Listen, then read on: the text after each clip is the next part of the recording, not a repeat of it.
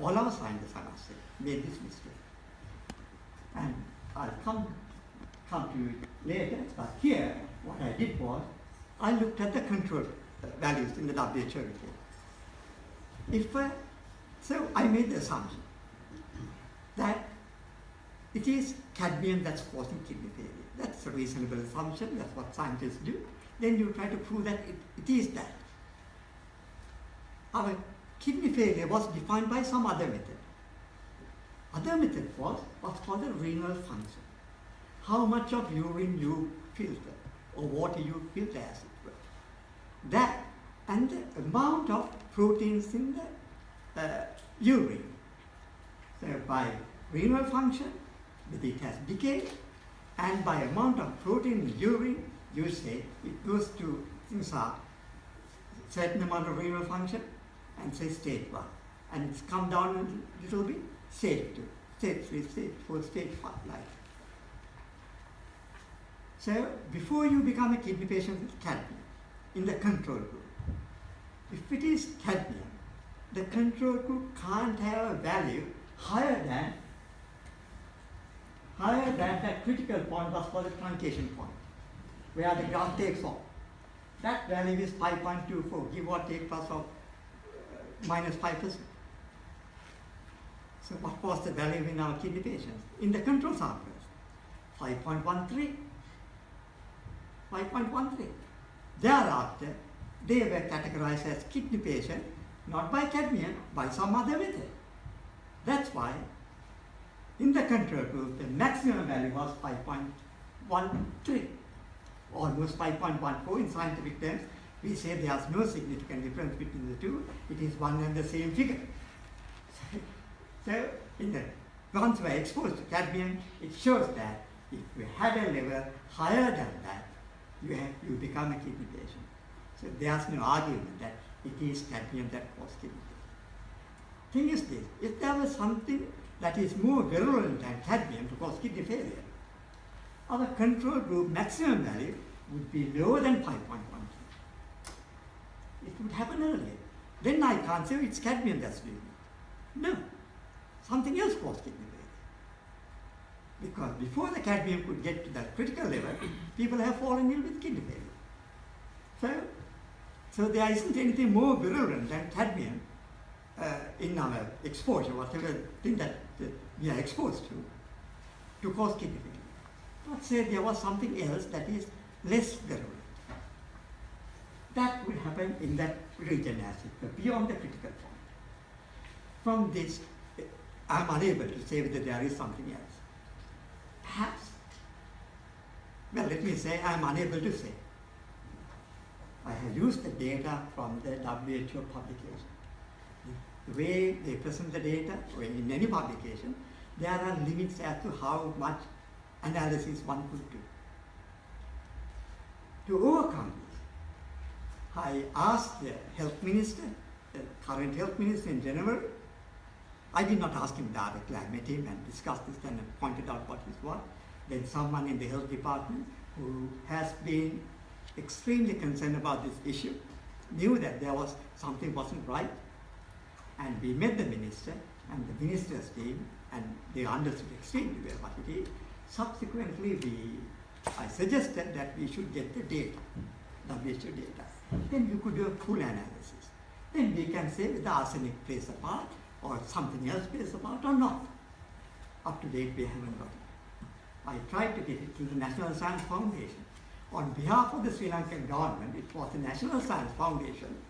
They were the go-between between the government and the WHO, meaning they were the manager, project managers.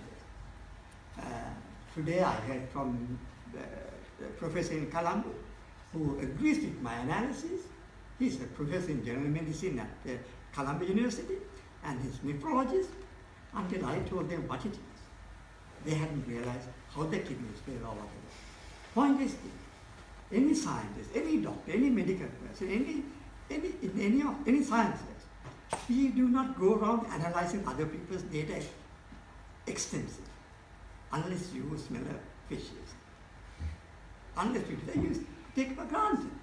And they do the same to our work. They take it for granted. So and so. well, if they are say, kind of a dodgy scientist, then people wouldn't refer to that solution.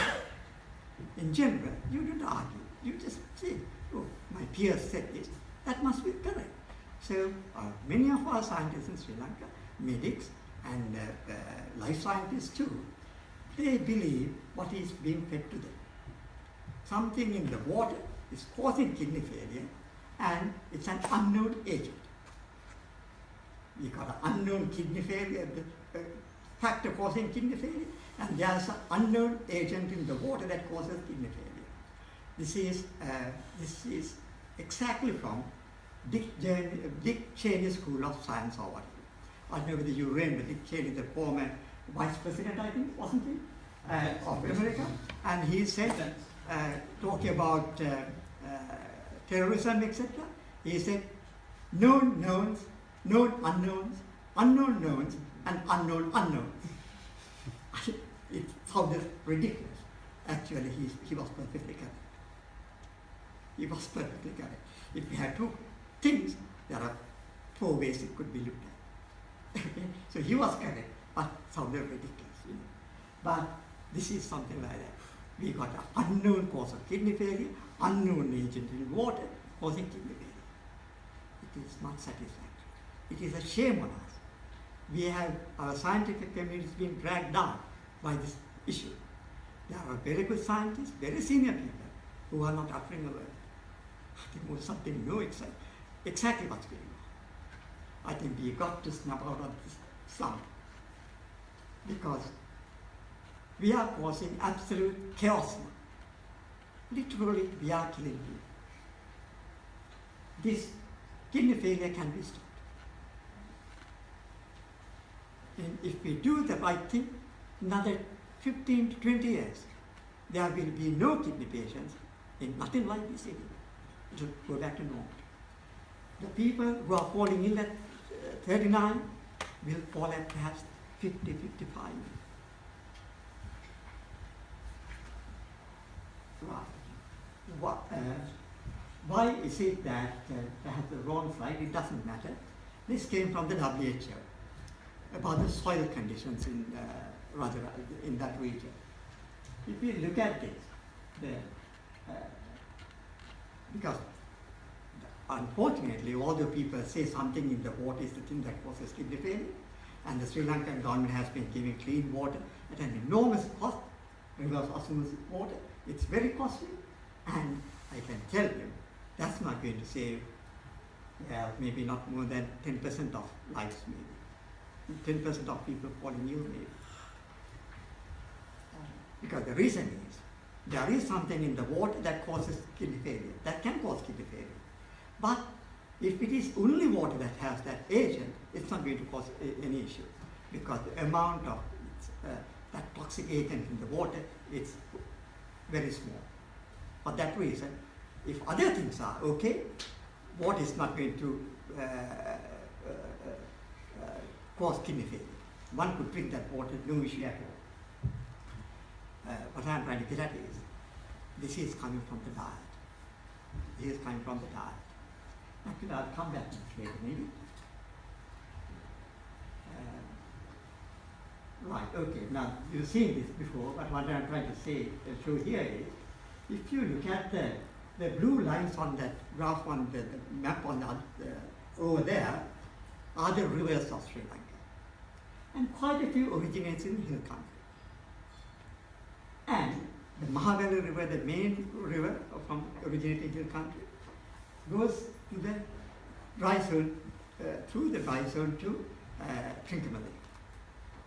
In Sri Lanka, very fortunately I should say, 1,000 years ago, we built a network of irrigation canals and reservoirs, going back 1,000 years. And those were revamped within the last 30, 40 years. So we got a fantastic network of irrigation system. So it is very difficult to say exactly that it is because of the river by looking at the map, because it is being distorted by this interlinking network of waterways. But the kidney problem, as you see here, it's over there. Why is it at the furthest point, as it were? Now, if you look at the top one, it's right on top is the highest level. And in fact, the place called Padavir, those who say, it's not irrigation water, they say, in Padavir, we don't use irrigation water. That could very well be true. That could very well be true. But when the floods come, where would the water end up? Flood water. At the lowest place, as it were. And at the furthest place, because with the floods you get gush of water. Huge volume of water. All the rubbish is taken over there, and the flood settled there, and the stuff is into the ground. I haven't done any studies. I don't know. I'm only surmising that. We need to do studies on that. Even otherwise, there's another reason. If their reservoir is clean, as it were, I'll come to it again too. If it is clean, and say they are not getting any toxic food from their local paddy field, but where would they buy their food from? If they don't have rain, if they are not getting irrigation water, if you don't have irrigation water, you have one cycle of crop. Normally you get 2 crop cycles, paddy cycles. So where would they get their rice from when they don't grow? It will be from the neighboring villages who got toxic paddy fields. So here's something we need to look at. It cannot be said, oh, those people don't use irrigation water, hence it can't be irrigation water. That must be checked out. And besides, as I say, flood water will take things over there. I remember when I was in the 2nd or 3rd class maybe, studying, I don't know what we called it then, geography or something like that, and how the Babylonians waited for the annual floods to come to bring the nutrients to their fields. They waited for it, just like that. Farmers over there are saying, give us more water. And the irrigation people say, these silly farmers, they got too much water. That may be so, but the farmers knew that if you got more water, you got a better crop. Because with the water came the fertilizer residues from your country. Minute quantities, but the catch is this. It takes 2,000 to 5,000 liters of water to produce 1 kilogram of rice. Sounds a lot, that's a fact. 2,000 to 5,000 liters. This water may have minute quantity of toxic agents. You drink it, nothing, that won't do any harm. But if you put in a paddy field, some total of toxic agents by quantity and by time becomes available to each kilogram of rice. That's where the catch is. One of the catches, I might say. If I had MBBS, I wouldn't realize that. This happened to many doctors who are involved in this field. It's a multifaceted thing, so one is unable to link one to the other. And that's where the catch is. On top of that, you apply fertilizer and you build the thing. From based on the WHO report, I shouldn't say WHO only, GOSL, WHO, GOSL paid more money for it, if one were to look at it that way. But the scientist was from the WHO, the active person, others were administrators. Other authors were administrators. Chief author was the director of the health department. And there were 4 people. Another one was the WHO, head of WHO, the foreign person as it were at that time. I don't think he's a medical doctor because I haven't come across a single publication by him in any subject. Maybe I got it wrong. But he was an administrator. And there were 2 other people. There were 2 administrators from the health department itself. One, Nihal Jayatilaka, author of the publication. And the person who did the scientific work was Shanti Mendis. She was from the WHO itself. And the other one is Mahipada. I forget his first name now. I think Sarat Mahipada. Anyway, he is the current Director General of Health. Author of that publication, didn't he know what's going on? unbelievably. Recently, I must say this, we are going into a different area today, because it's not science that's stopping us from solving this problem. It's other factors. There's no doubt whatsoever. Other factors. Director General of Health today should answer this. I have suggested to the Health Minister to look into it. I don't think it will happen. And I have suggested to the President, current President, the former President, current Prime Minister, what to do. They should set up entirely a new set of people to handle this issue. In fact, Prime Minister himself said this. When he went to Japan recently, he found that his foreign service people hadn't organized him properly. He was furious. The same thing happened when he went to China, to India or Thailand previously. Things weren't organized. So he got people changed now. And he got people changed. Likewise, in the Central Bank of Sri Lanka, the government replaced 200 people because people from the past were there blocking things as it were. The same thing should happen in this kidney issue too. They should have an entirely new set of people to handle this because it is mismanaged at the moment. It is, one cannot believe that our scientists, not a single person has worked on cadmium. To the point that they study something else and make it a point to say it is not cadmium. One group who studied genetics, study on genetics, very badly designed experiment. When they did the genetics, they studied only the male person and the other males in the family. Automatically you prejudice the result. They should have studied everyone and said, oh, there seems to be a link here. But if the mother-in-law, the daughter-in-law, someone else falling ill within the same community, same family, household, that would have given great credibility if they did a study like that. Not only that, it would have given us an idea as to what's causing the kidney problem. But they looked at this, very poor science. So many scientific work is based along those lines. And in that report, they found that they studied 18 metals, elements, as it were. And they found in the control group, they were higher. And immediately said, cadmium can't be the cause of kidney failure. They got that answer for the reason I said earlier. Because they looked at the kidney patients whose kidney function is heavily compromised. When that happens, you get wrong answers. And also when one is exposed to a toxic agent in the beginning, your urine input, output becomes greater and you selectively throw away what is not conducive to the body acid. They miss all these points and say it is not cadmium. I think they all know it is cadmium. It's just that it remains unknown to us. It remains unknown to us. I think, anyway, a few more minutes. What I did was, now looking at urine itself, no other data, only in the WHO report, I can say cadmium is a thing that causes kidney failure. Anyone who studies this work, or if they ask an expert, they will say yes, indeed.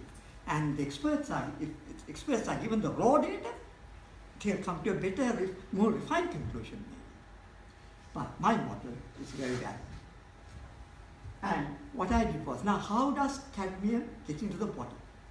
Just human, all these people. Do you know how glyphosate gets into the body? He says through the skin. When people are spraying the thing. How many people spray? How about other people who are falling ill?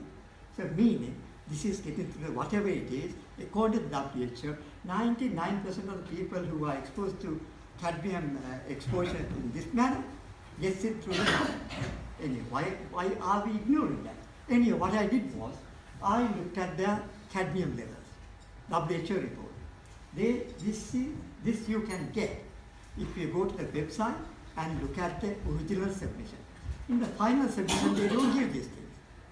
And in the publication, amongst that data, something very vital is missing. Yams. In the literature of the publication it says, we measured yams. When it comes to results, no yams.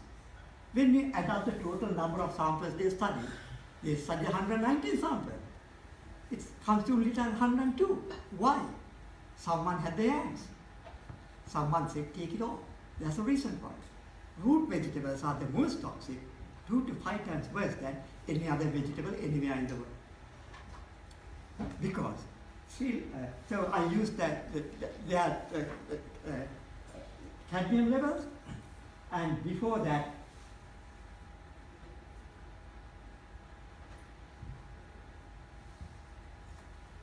this is the quantity of rice our diet. Sri Lankan government has their reports, statistics, giving all these things by region, and within region also you've got a group called urban, rural and estate. Based on that, maybe I got some of the figures wrong, say 10% wrong, but still that's making a difference. Based on these things, their diet quantities varies a little bit. For example, rural people do not eat bread, hardly any bread. Urban people eat a lot of bread. Rural people almost daily, especially farmers who grow their food, eat their own food, and they eat things like manioc, yams, sweet potato for breakfast, virtually everything. And that being a root vegetable, if that is toxic, they are getting a high dose of cadmium. And this is why the farming community people are falling ill, because their diet is toxic. If they got toxic fields, they got toxic diet. Those who got cleaner fields got a low diet. Now, got the urban people, less kidney failure. Why? Because they buy their food produced in the high fields as well as low fields. Their diet is average cadmium. This is why they are not falling ill yet. They will, if they were to, later in their lifespan. The kidney failure happens dependent on the toxic level. Higher the toxicity, sooner you fall ill.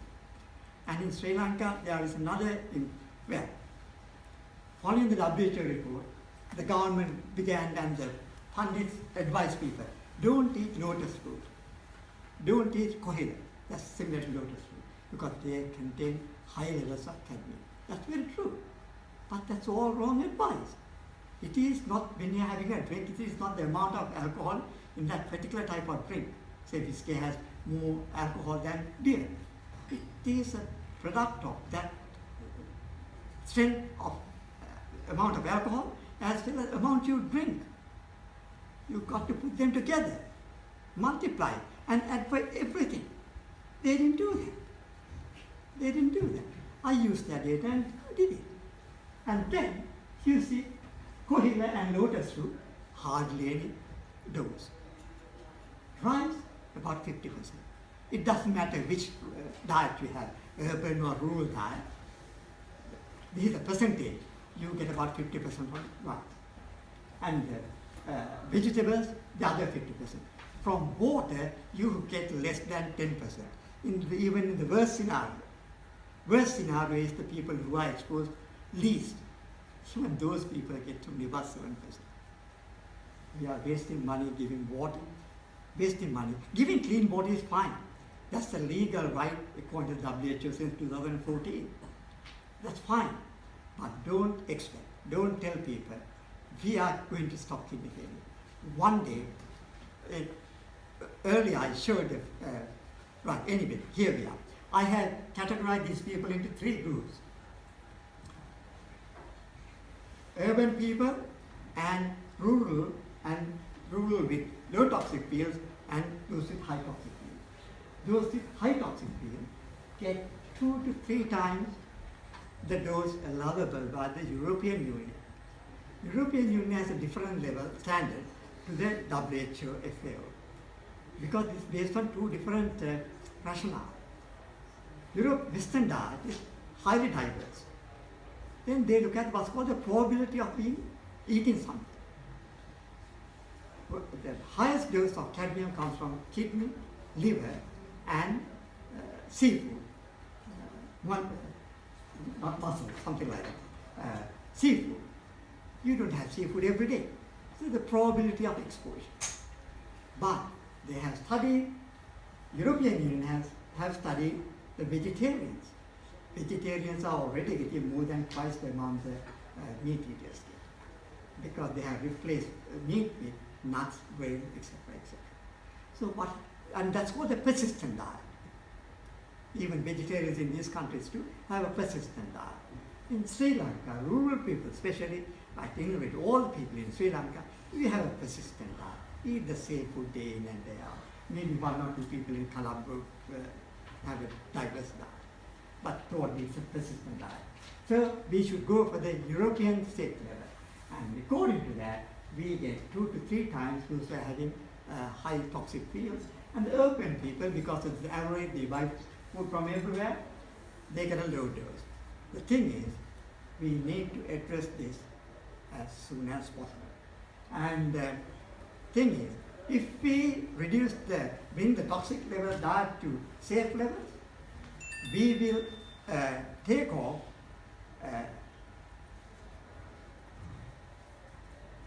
operator.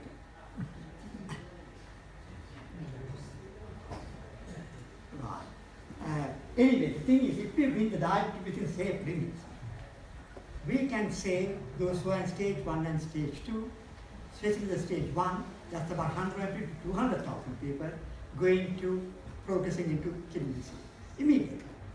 And as for children, they don't show any signs until they are about 20, 25. If we give them a school meal, safe school meal at least, we can delay the onset of their kidney failure. But if we have a safe diet for everyone, we will eradicate this issue within about 15, 20 years. But we'll see an effect immediately. When I say immediately, 2, 3 years from now, it will be reduced. This one. It will be reduced.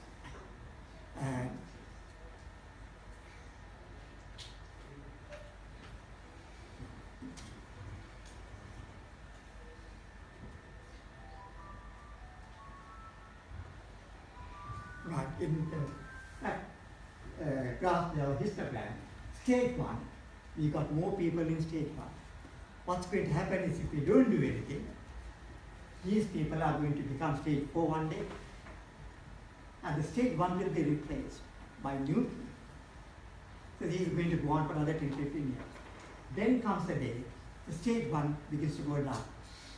That day, our scientists and the Sri Lankan government will organize a street party. There we are. Our clean water has stopped kidney failure. No, it happens only because we are running out of people to fall ill. That's the reason. That's the reason. So those who are planning street parties, in another 10, 15 years, they should be told, we know what you are doing. The thing is, safe diet, we will create that, we can stop the kidney failure. And when it comes to, I think I'm running out of time. I think I said enough. Right, thank you very much.